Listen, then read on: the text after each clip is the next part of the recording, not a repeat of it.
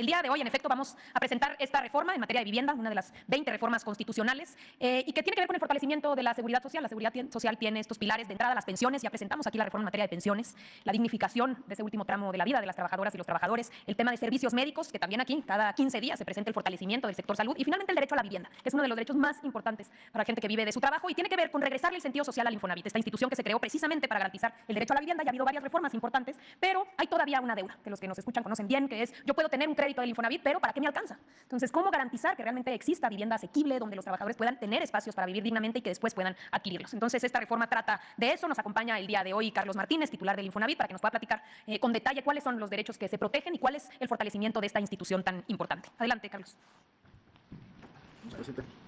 Buenos días a todos los compañeros de los medios. Decirles primero, la que sigue, lo que ha avanzado el Infonavit. En esta administración hemos dado 2.3 millones de créditos de financiamientos en distintas materias: compra, construcción, remodelación, etcétera. Asimismo, hemos apoyado ya a 1.2 millones de familias que han convertido sus créditos de salarios mínimos a pesos. Es una demanda muy importante que así iniciamos en una conferencia del 2019, febrero, donde iniciamos este programa y que ha beneficiado ya a 1.2 millones de personas. Y también se han apoyado a 5 millones de familias a reestructurar sus créditos con distintos programas: condonaciones, bajar tasas de interés, hacer estudios socioeconómicos para que puedan pagar sus créditos. Y además, en esta administración se hicieron dos reformas muy importantes. Una en 2020, que tuvo el concurso del sector patronal, del sector obrero, donde se trató de que la ley se estableciera los créditos directos y sin intermediarios, la posibilidad de los trabajadores de comprar un terreno y poder hacer su casa poco a poco con las necesidades de la familia. Y en segundo lugar, se hizo la reforma en 2023 para la incorporación voluntaria, por ejemplo, de los periodistas, que se pueden incluir de manera voluntaria al Infonavit y obtener sus créditos. Sin embargo, la que sigue, todavía hay cosas que faltan por hacer. Por ejemplo, hoy no existe producción suficiente por parte del sector privado de viviendas por debajo de los 550,000 pesos. Y esto tiene como efecto que la mitad de los trabajadores no puedan alcanzar un crédito de ese monto, o de los montos de las viviendas que existen. ¿Por qué? Porque los créditos del Infonavit se basan en el salario registrado ante el Seguro Social. Es una prestación laboral. En ese sentido, cuando los precios de la vivienda aumentan por encima de lo que aumentan los salarios, es prácticamente muy difícil para trabajadores que menos ganan poder adquirir un crédito de vivienda. La iniciativa de reforma que presentó el presidente de la República el pasado 5 de febrero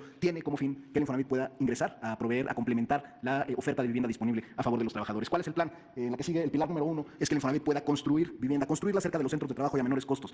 Como refería el presidente, la época más oscura en materia de vivienda se da justamente con Fox, con Calderón, donde las ciudades se expanden 6 veces en territorio y la población solo crece 2 veces. En esa época se financiaron viviendas de 27 metros cuadrados, donde los trabajadores se les condenaba a vivir fuera de los centros de trabajo y hacer horas en transporte público. El Infonavit tendría por necesidad que construir cerca de los centros de trabajo, en comunidades consolidadas y donde hubiera servicios, porque se trata de dar una garantía de la seguridad social. Con esto, por los recursos disponibles que tiene el instituto, se podrían construir 75,000 viviendas al año y generar con esto 1 millón de empleos en el sector de la construcción, trabajadores que estarían construyendo las viviendas que México necesita.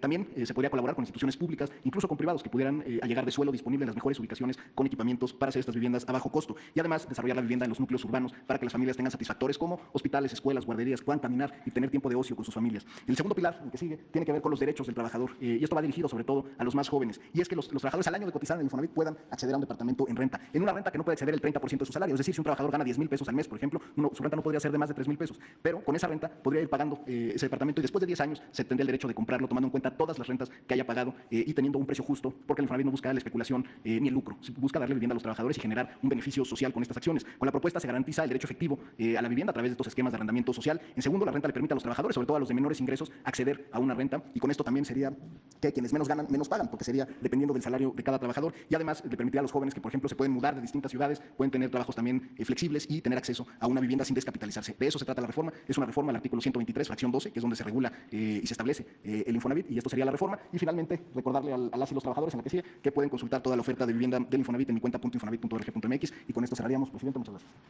Además, Carlos, sí. Es importante que expongas, porque si no, parece que eso es un plan. Pero aquí una de las ventajas es que se tiene ya el dinero. ¿Por qué no lo explica?